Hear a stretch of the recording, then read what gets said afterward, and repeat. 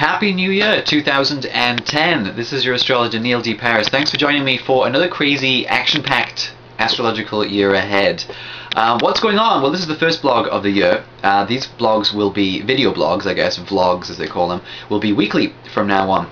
There's so much going on this year, so many changes, so many planets shifting around in different signs that I'll break it down for you each month. But for the first vlog, what's going on? Well, Mercury, the planet that relates to communication, travel, how we move from one place to another, how we share information with people, and also how we communicate to ourselves, is moving retrograde still.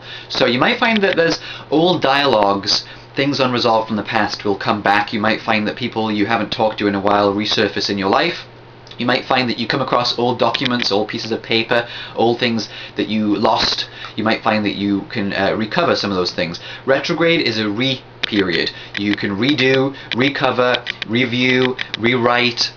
You may have to retrace your steps quite a bit for the next couple of weeks especially. So anything that hasn't been ironed out, anything you haven't got off your chest, it's a great chance to do that. Don't expect full progress and don't expect everyone to really be listening properly or to really catch your drift. Be careful with emails, be careful when you hit that send button because you might regret it later, or you might send something to the wrong person. Things get delayed, things get rescheduled. Anything that you start now likely won't pan out exactly how you expect it. Old astrologers said don't sign contracts. I'm not superstitious like that, but I will say that anything you begin mightn't pan out the way you expect it to be, which could be a good thing if you want to kind of get out the back door or find a loophole in a contract or something like that. Decide that you are willing to adapt to what happens. That's the best place to be at. What else? Well, on the last day of last year we had a lunar eclipse, which is kind of like a full moon, but the power of 3 full moons, which is a time of completion, a time of ending, a chapter shift in our life. A lot of emotions are still flying around, and it's time to decide if you can move on from some situation, some person, some place you've been at in your life. It's time to decide if you can let go of old emotions.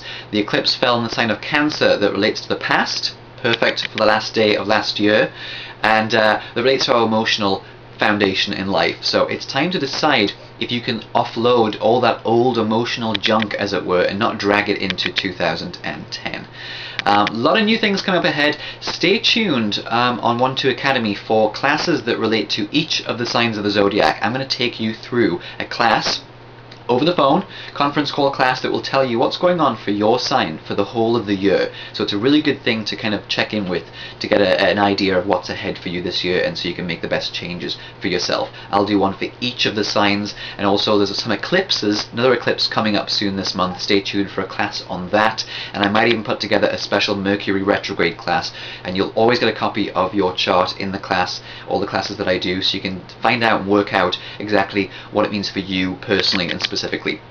Thanks for joining me for another year. Have an amazing 2010, and remember, you do have a say on how your year will unfold, no matter what anybody else says. You do play a role in deciding how you'll respond to challenges that come your way, and your frame of mind.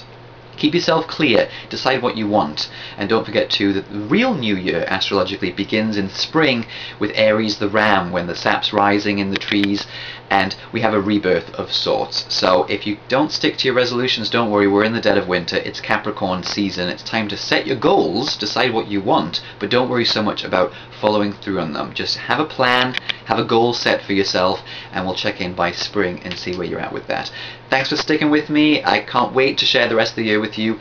Make some wishes, and we'll make 2010 a good year. Okay? Thanks for listening.